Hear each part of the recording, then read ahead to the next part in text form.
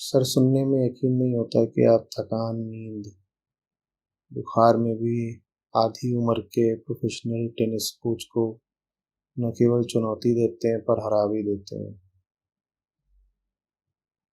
इसके पीछे का कारण बताएं। कारण उनसे पूछो जो हारते हैं, मुझे क्या पता। मुझे खुद नहीं यकीन होता कि वो हारते रहते हैं।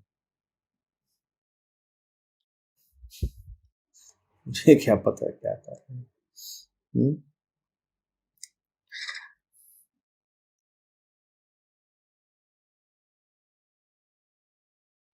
एक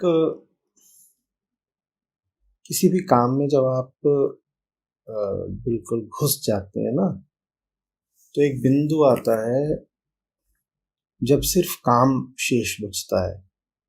आप, आपकी सीमाएं, आपका दर्द, आपका इतिहास, आपकी मान्यताएं, आपकी उम्र, ये सब भूल जाता है। बस काम दिखाई दे रहा होता है। हम्म? और तब काम हो जाता है, क्योंकि काम को तो आपकी सीमाएं रोकती हैं। सीमाएं दिखनी ही बंद हो जाएं तो काम कैसे रुकेगा।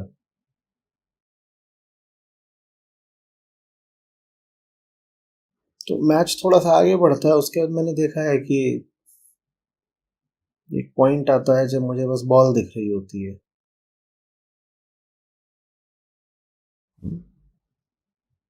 तो और शरीर जानवर का बन जाता है। शरीर चाह रहा होता है कि बॉल जहां कहीं भी है वहां पर पहुंचना है। अब उसकी सीमा होती होगी निश्चित रूप से, कौन कह रहा है सीमा नहीं होती। कोई और बेहतर खिलाड़ी आ जाएगा तो वो नहीं हारेगा।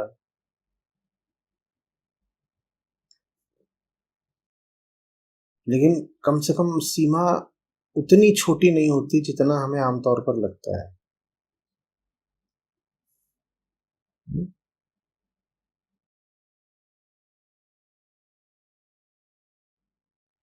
और आपने ये सब बातें शरीर के बारे में लिखी हैं। थकान, नींद, दर्द, बुखार, ये सब बातें। और ये कि कोच आधी उम्र के हैं, वो बात भी शरीर की आधी उम्र के हैं। मन भी तो कोई चीज होता है ना।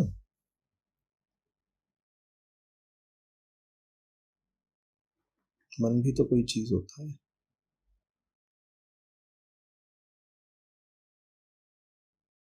मन अगर साफ साफ देख पा रहा है, तेजी से गणना कर पा रहा है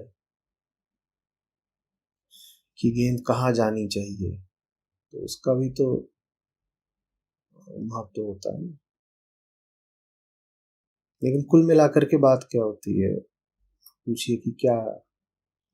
बात वही है कि टेनिस हो, बैडमिंटन हो, आप लोगों के साथ सत्र हो या कोई और काम हो, काम बचना चाहिए, करने वाला नहीं। काम हो रहा है, करने वाले का कोई मूल्य नहीं है। जो काम कर रहा है, अगर उसको बचाते गए ना तो फिर काम भी बचा रह जाएगा। काम सचमुच चाहते हो कि खत्म हो जाए, तो जो काम कर रहा है उसको भी खत्म होने को तैयार रहो। उसको खत्म नहीं होने दोगे जो काम कर रहा है, तो काम भी खत्म नहीं होगा। हाँ, बाद में हो जाता है, दर्द होता है।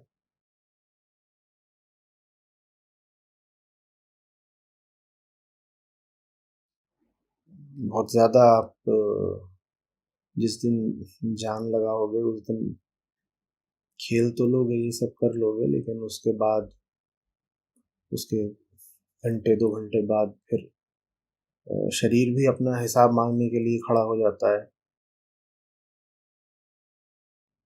तो फिर शरीर से हम कहते हैं कि हाँ भाई, तेरा हक है, तू भी हिसाब बता, चुकता करेंगे। लेकिन जब तक कर्म भूमि में है, मैदान में है, तब तक तो हम तेरी नहीं सुनेंगे। तब तक तो अ,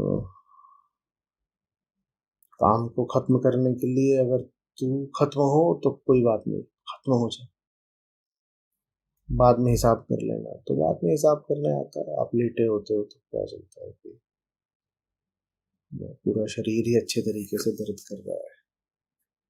ठीक है, देखो ये जीने का एक अंदाज होता है, एक तरीका होता है। एक तरीका होता है अपने आप को बचाए बचाए चलना,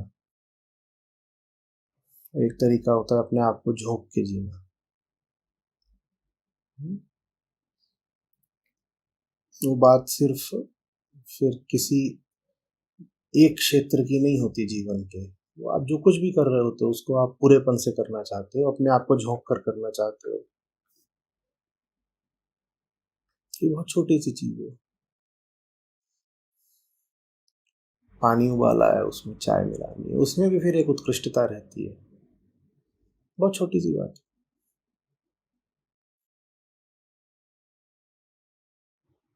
आप गाड़ी चला रहे हो, उसमें भी एक उत्कृष्टता रहती है। आप कुछ टाइप कर रहे हो, कुछ लिख रहे हो, किसी किताब का कोई अध्याय पूरा कर रहे हो, उसमें भी एक उत्कृष्टता रहती है।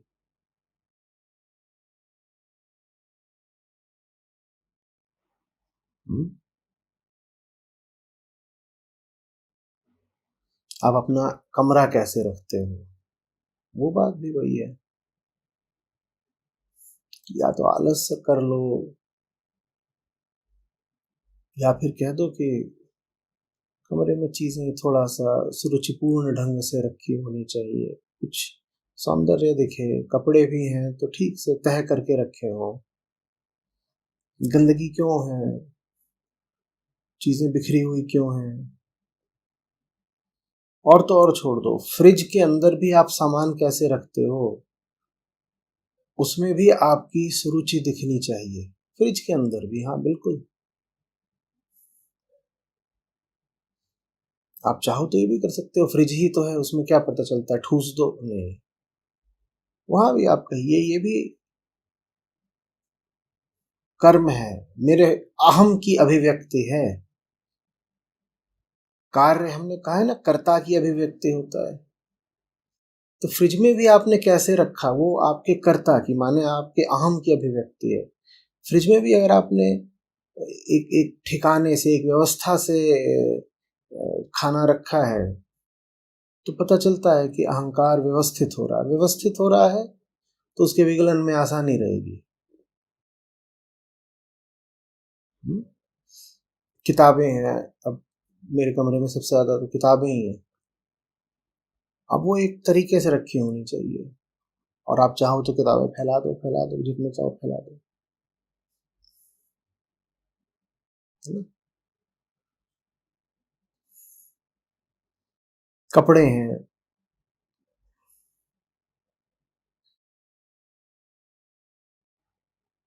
उनको ऐसा उल्टा पुल्टा, इन चीजों में जान नहीं लगती।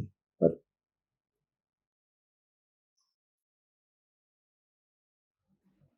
कहते हैं ना कि अपना एक स्टैंडर्ड होना चाहिए। हम्म? वही अपना हमारा एक स्तर है। वो स्तर हमारे हर काम में दिखाई देता है। हाथ में रैकेट पकड़ेंगे तो भी दिखाई देगा, हाथ में माइक पकड़ेंगे तो भी दिखाई देगा, और हाथ में कढ़ाई उठाएंगे तो भी दिखाई देगा, और हाथ में कलम उठाएंगे तो भी दिखाई देगा। क्योंकि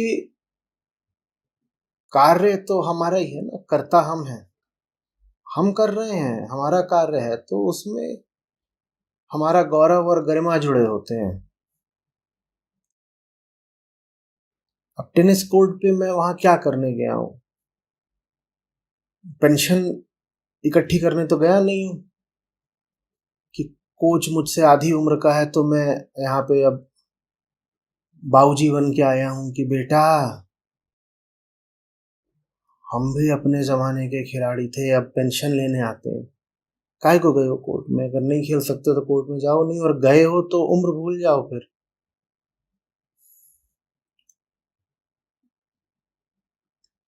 हम्म? एक स्तर होना चाहिए, अपनी एक गरिमा होनी चाहिए कि जहां उतरे हैं वहां हम जो है सचमुच भीतर से आत्मा, उसका ऐश्वर्य दिखाई दे। मुझे बड़ा फ़क्र रहता है इस बात पर, बता ही देता हूँ, अच्छा है। हुँ, अपनी तारीफ़ सुनने में किसको मज़ा नहीं आता, वो भी जब अपने ही मुँह मियाँ मिट्ठू बोल रहे हो। और वही मुझे इस पे फ़क्र रहता है तो रहता है, सुना ही देता हूँ। जब 10वीं का हमारा रिज़ल्ट आया तो आईसीएसई के जो सेक्रेटरी थे, तो वो शायद दिल्ली में बैठा करते थे, तो वो दिल्ली से लखनऊ आए और लखनऊ आकर के वो अ, मिले पापा मम्मी से। मैं था नहीं, मैं ननिहाल गया हुआ था, गर्मी की छुट्टियां थी। जब रिजल्ट आया उस समय मैं अपने ननिहाल में था, रीवा में था। तो सेक्रेटरी आए और वो पापा मम्मी से मिले लखनऊ में आकर। बोले मैं मिलने इसलिए आया हूँ क्योंकि हर साल कोई ना कोई बोर्ड टॉप करता है, वो तो ठीक है, बड़ी बात नहीं है। कि बड़ी बात ये है कि अ, ये रेयरली होता है कि किसी के इंग्लिश और हिंदी दोनों में हाईएस्ट आए हो। और ये रेयरली होता है कि किसी के, तब वो हिस्ट्री ज्योग्राफी को मिला करके सोशल साइंसेज नाम का सब्जेक्ट होता था। तो ये रेयरली होता है कि किसी के सोशल साइंस और साइंस दोनों में हाईएस्ट आए हो, क्योंकि जिसकी इंग्लिश अच्छी होती है आमतौर पे हिंदी अच्छी नहीं होती, और जो ह्यूमैनिटीज़ में अच्छे होते हैं वो साइंसेज में अच्छे नहीं होते। तो आपके लड़के ने ये जो बिल्कुल कॉन्ट्रास्टिंग फील्ड्स होते हैं, इनमें दोनों में ही टॉप किया है, तो इसलिए मैं मिलने आया। तो हमने कहा देखा हमारा जलवा, मजाक समझ रखा है? क्या है वो? फ्लावर नहीं, फायर है।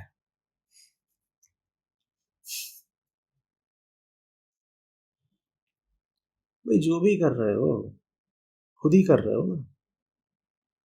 तो हिस्ट्री हो या केमिस्ट्री हो, करने वाले तो हम ही है ना। हम ये कहते हैं कि साहब हमें साइंस अच्छी लगती है तो हम केमिस्ट्री में अच्छा पढ़ लेंगे, हिस्ट्री में नहीं पढ़ेंगे।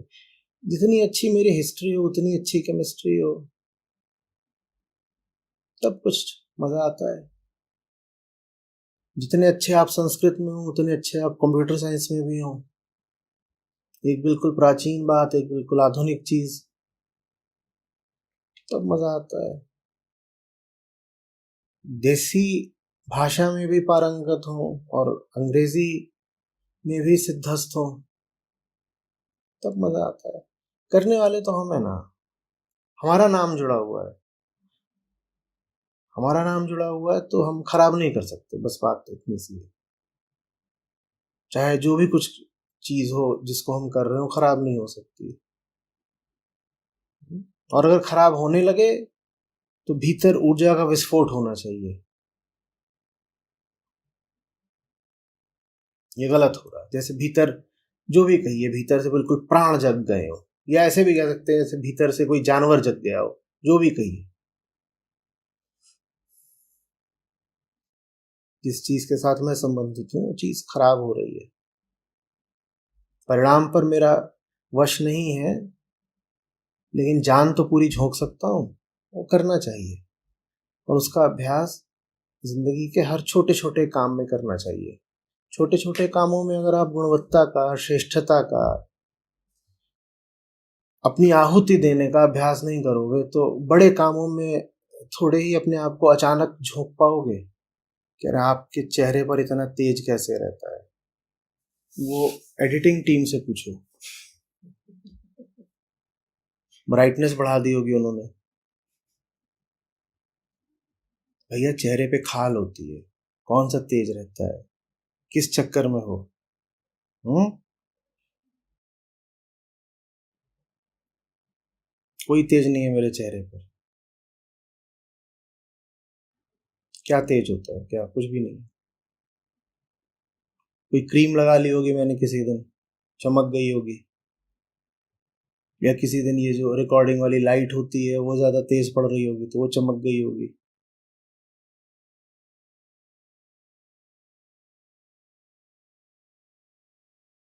छाती में धड़कन होनी चाहिए और वो आंखों से नहीं दिखाई देती। सूक्ष्म चीज होती है, उस सूक्ष्म चीज पर ध्यान दीजिए। चेहरे का तेज और ये सब तो ज्यादातर बस ऐसे ही है, धूर्तता। उसमें आधा काम मान्यताओं का होता है कि ऑरा और ये सब बातें, और आधा काम ब्यूटी पार्लर का होता है।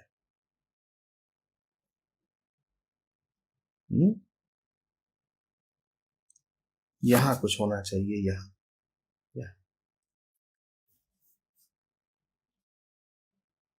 और इस चक्कर में रहेंगे ना कि चेहरा थोड़ा सा अलग दिखता है ज्ञानी का, तो कोई भी साधारण ठग अपना चेहरा थोड़ा सा अलग बना लेगा और आपके सामने ज्ञानी होने का स्वांग कर ले जाएगा, आप ठगे जाएंगे।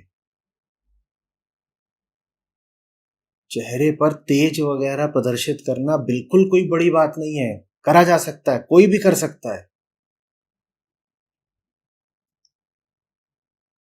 छाती धड़कती हो ये बड़ी बात है, ये हर कोई नहीं कर सकता। वो ईमानदारी की और प्यार की बात है। चेहरों पर मत जाइए।